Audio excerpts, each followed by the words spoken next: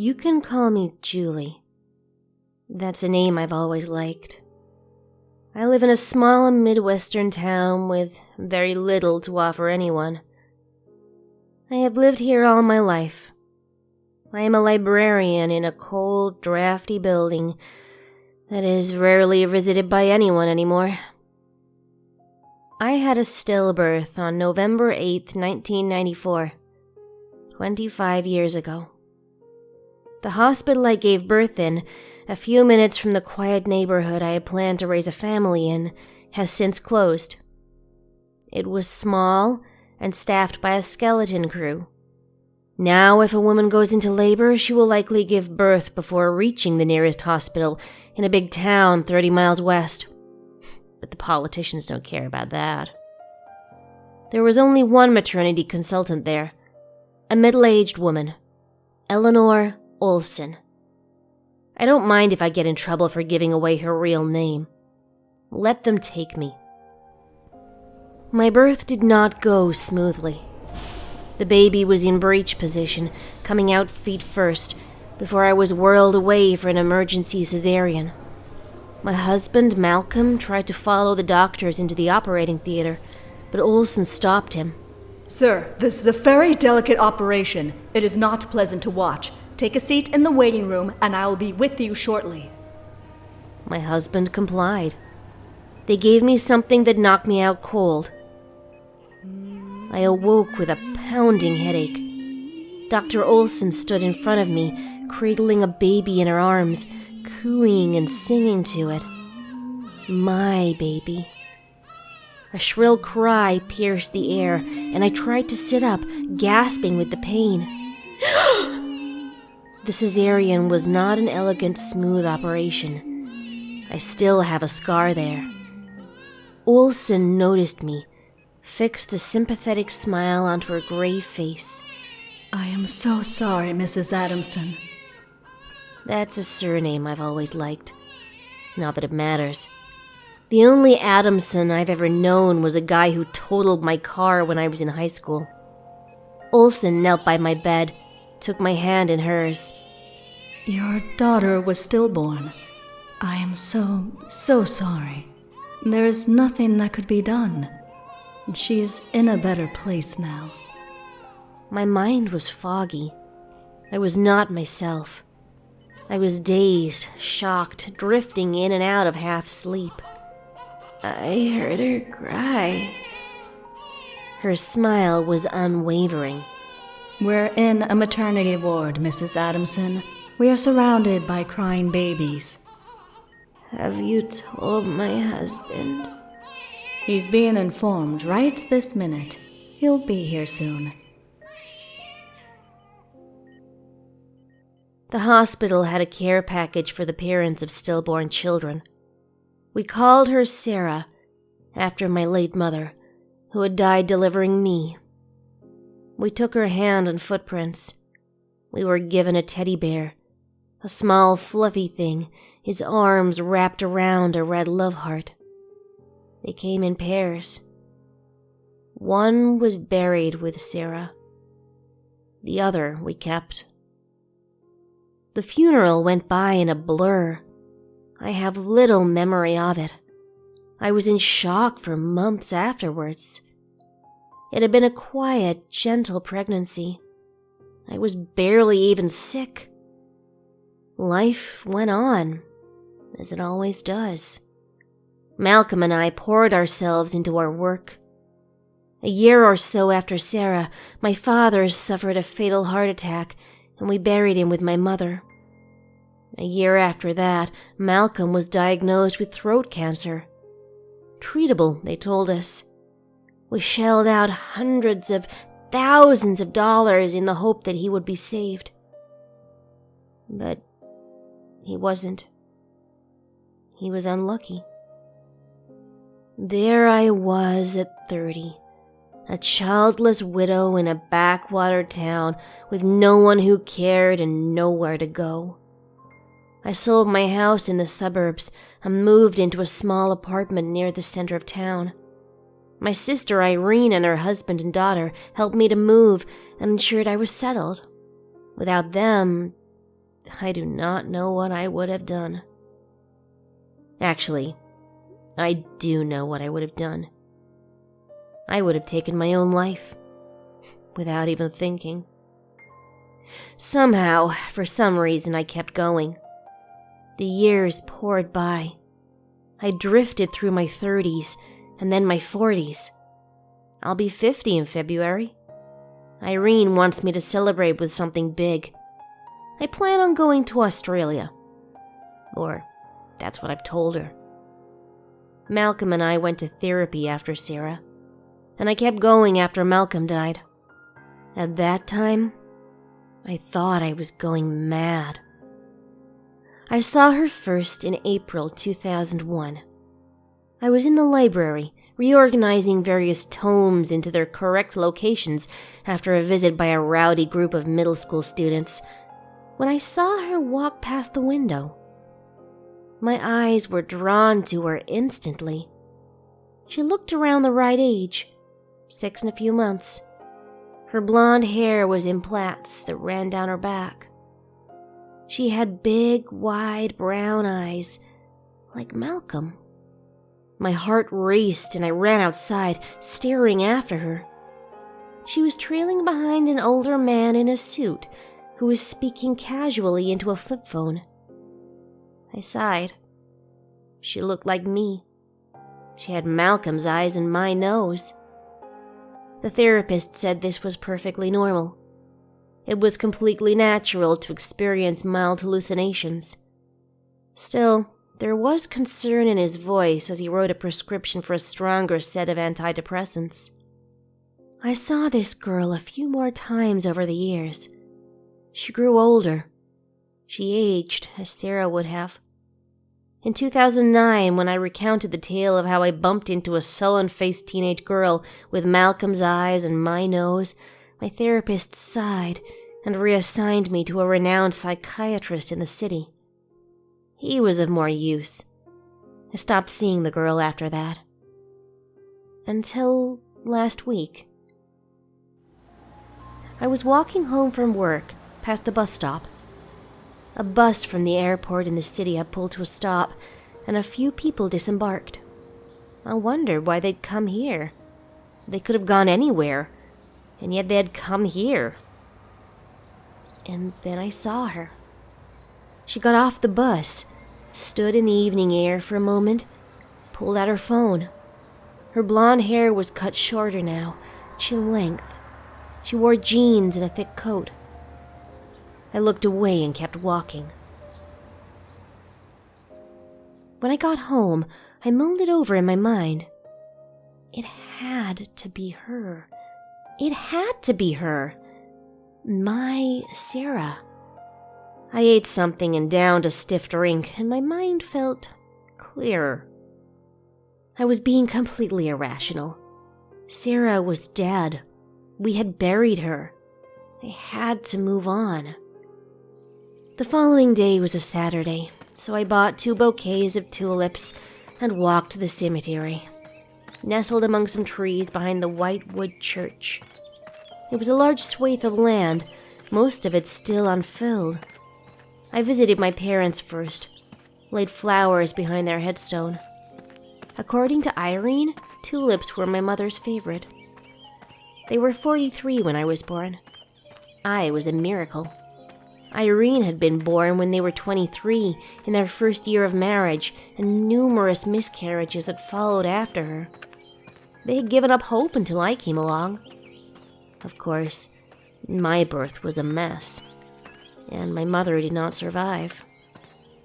I continued on a few steps to Sarah and Malcolm. The headstone is white marble. Sarah Adamson died November 8th, 1994. Born to be an angel. And her beloved father, Malcolm, 5th of May, 1969 to 25th of May, 2000. I laid the bouquet down by them. I imagined them somewhere better, even though I am a woman of little faith. I heard a rustle and glanced up. There she was, head bowed in front of a headstone a good distance from me. I began to walk toward her, my mind in a daze. She checked her phone and turned away, briskly walking out of the cemetery. I did not try to follow her. Instead, I walked slowly over to the grave she'd stood at. The headstone looked expensive and well-maintained. In loving memory of Padraig Olson, 3rd of January 1946 to 15th of September 2012, and his beloved wife Eleanor, 15th of June 1949 to 1st of November 2019. I stared at the headstone for a long, long time before I headed home. I trawled through the death notices published on the town website and soon found one. The death has occurred of Eleanor Olson, née Conway, peacefully in the care of the staff at St. Francis Care Home, predeceased by her parents, husband Padraig, and her sister Bernice Valentine. Eleanor will be sadly missed by her daughter Marianne, nieces, nephews, extended family, cousins, and many friends. I stared at that for a long, long time. I thought back to that day in the hospital. Olson had been a fantastic maternity consultant, hugely interested in the baby throughout the pregnancy, delighted at every kick. I had struck up a friendship with her, if I remember rightly. She was in her 40s at that stage, hair turning steel gray. "Do you have children of your own?" I had asked her in one of our earlier meetings when I was around 13 weeks along. No, I don't. Never happened for me. She had turned away from me, fiddled with some files on her desk, wiped her eyes. And now, she had a daughter, Marianne. A daughter who I would wager was the woman I saw in the cemetery. The girl I have been haunted by all these years. My Sarah. I thought about Eleanor again. We hadn't talked after Sarah. She came to the funeral, stood at my side, a comforting presence as the tiny coffin was buried beneath the rich black soil. That day in the maternity ward, her cradling Sarah in her arms, the joy in her eyes, the smile on her face. Sarah was here. She was here in this town for the past 25 years. She grew up, my girl, stolen from me, and I never knew. Malcolm died not knowing. He died thinking he was being buried next to his daughter. He also died thinking I would move on and meet someone else, start a family. That never came to pass either. There was an old phone book, long abandoned, in the drawers of my desk, and I fished through it until I found their address. Olson, Padraig and Eleanor. A house in the nicer part of town, close to my old neighborhood, the one Malcolm and I had planned to raise a family in. I drove there. The sun was setting over the hills in the distance. There were a few kids playing in the street. This was a neighborhood of lemonade stands and manicured lawns and picket fences. The Olson house was tall and grand, but on closer inspection I saw patches of damp rot, weeds growing through cracks in the driveway. There was a for sale sign on display with the number of the local realtor. I parked outside and walked up the narrow garden path. I imagined Sarah growing up here, taking her first steps here, speaking her first words. Would it have been Mama or Daddy? Spoken into false faces as her real Mama and Daddy floundered in sorrow a few blocks away. I rang the doorbell. There was a shuffling from inside the house, and then the door opened. Sarah stood there, her face haggard and tired. She looks more like Malcolm, I think. He would be pleased to hear that. She looked annoyed. How can I help you? I plastered a smile on my face. Hello, are you Marianne Olson? Yes. I'm from the other side of town. I've only just learned of your mother's death, and I'm very sorry for your loss. Oh, no, don't apologize.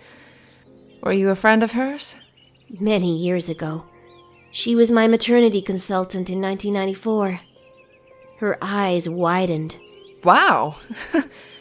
Yeah, we've had a few former patients come by and offer condolences. Would you like to come in? I gladly accepted, stepping into the wide hallway. The walls were crammed with photos, most of Sarah. She brewed some coffee and we sat down in the kitchen. What do you remember about my mother?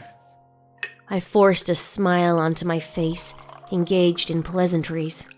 She was a wonderful maternity consultant, took such an interest in the baby the whole way through.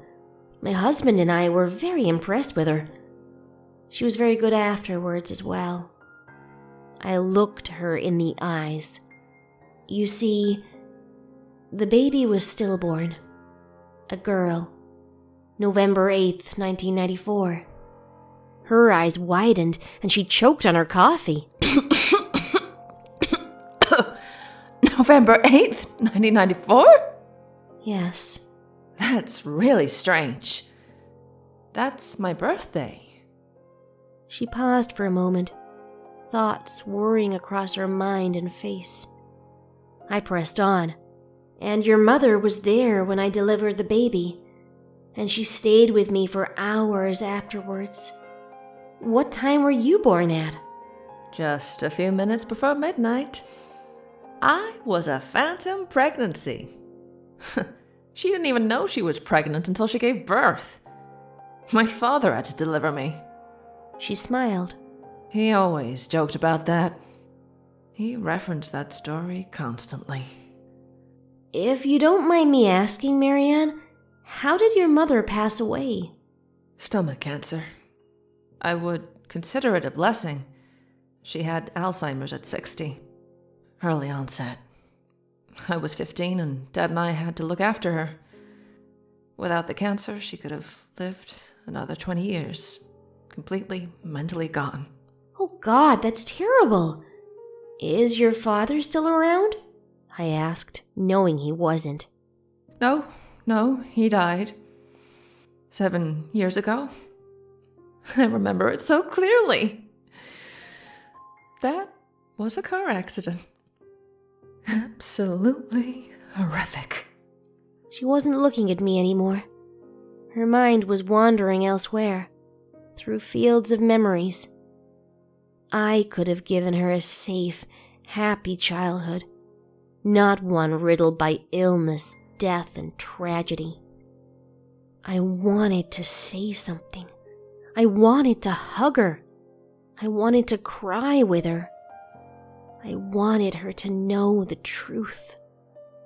Then, for the first time, I realized that what I want may not be what's best for her. A lesson every parent learns at some stage. So, I did not say anything. I did not make any claims that would only harm her, lead her to question everything, lead her to view the people who raised her as monsters. It would do no good for anyone. She looks like me, and she will always be my child. But she cannot know that. At least, not now, in her childhood home, with Eleanor barely cold.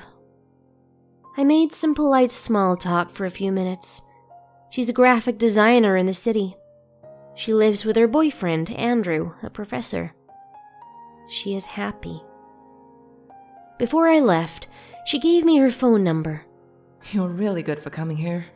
I can see why Mom liked you. I smiled at her and left as quickly as I could. I felt completely empty when I got home. A few days have passed since then. and I feel no better. But there is no other option. I know there isn't. Malcolm would do the same. I guess I will be going to Australia in February. A new beginning. At least for a while.